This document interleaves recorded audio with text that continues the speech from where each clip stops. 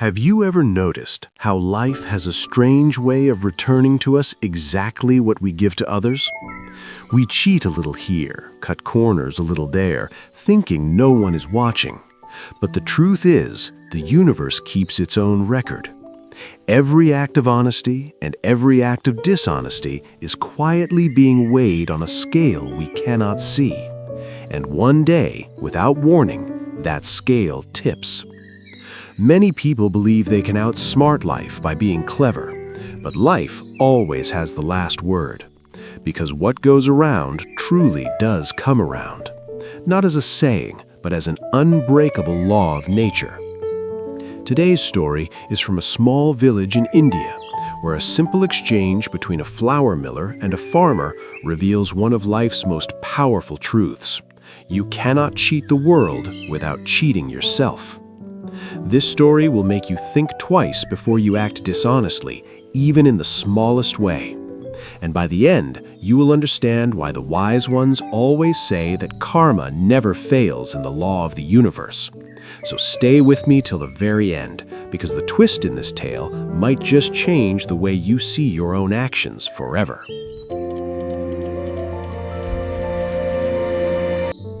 In a small village nestled in the heart of India, there lived a flour miller named Mahesh. His grinding mill stood at the center of the village, a modest place where the sound of grinding stones could be heard from morning till evening. Villagers came to him to grind their wheat into fresh flour for their daily meals. Mahesh was a clever man, perhaps too clever for his own good.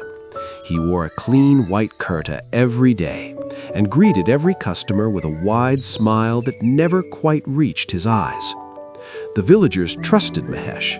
After all, his family had run the flour mill for many years. When mothers sent their children with bags of wheat, they always said, "Go to Mahesh's mill. He is an honest man." But here is the thing about trust, my friends. It can blind us to what lies beneath the surface. On the outskirts of the village lived a humble farmer named Karan. He owned 2 buffaloes and a small piece of land. His wife Meera made the finest butter in the entire village. Every morning before the sun climbed too high, Karan would ride his bicycle 3 kilometers to Mahesh's mill, carrying a clay pot wrapped in a damp cloth. Inside that pot was 1 kilogram of fresh golden butter. In exchange, Mahesh would give Karan 1 kilogram of freshly ground wheat flour. This arrangement had continued for 5 long years. Neither man questioned it. Neither man spoke more than necessary. It was simply the way things were done.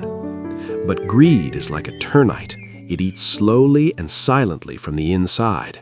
And Mahesh's greed had been eating at him for years.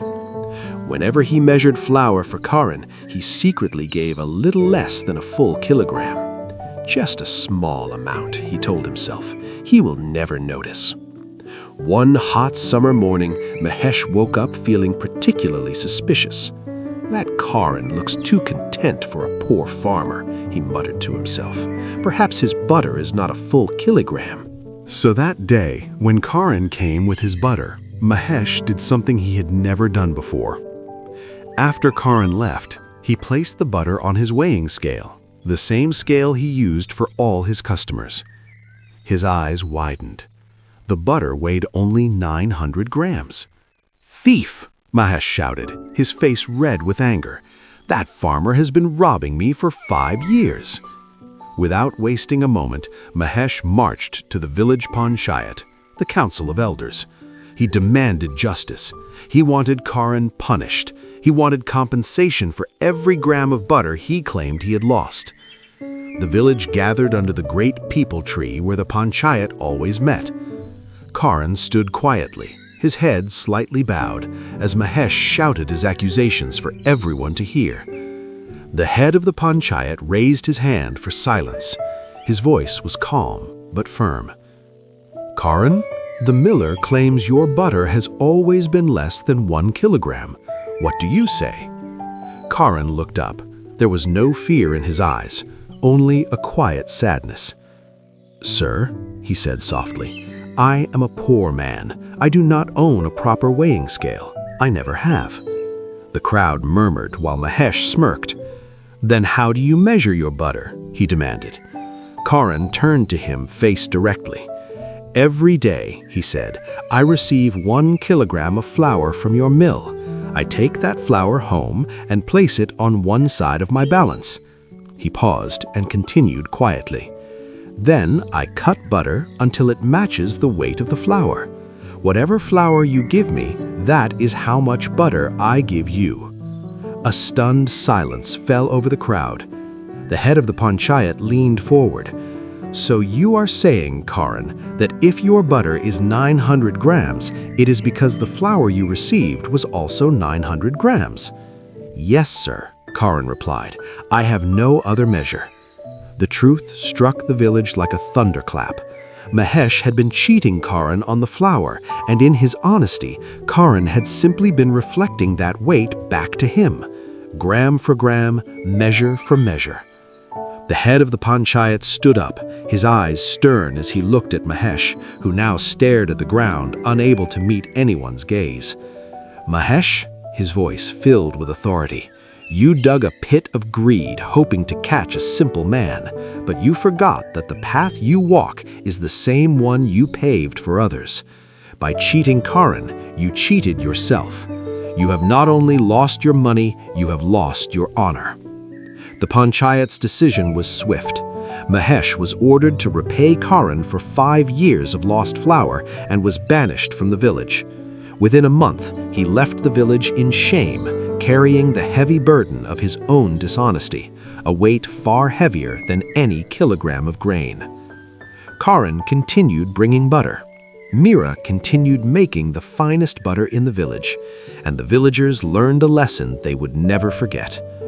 This simple village tale carries profound wisdom for all of us. Our actions, whether good or bad, always find their way back to us. The universe keeps its own accounts. Mahesh thought he was clever, cheating people by small amounts no one would notice. But life has a way of balancing its scales. What you give to the world, honesty or deception, kindness or cruelty, will eventually return to your own doorstep. Just like the miller suffered because of his own deceit, in life we eventually face the consequences of our own actions.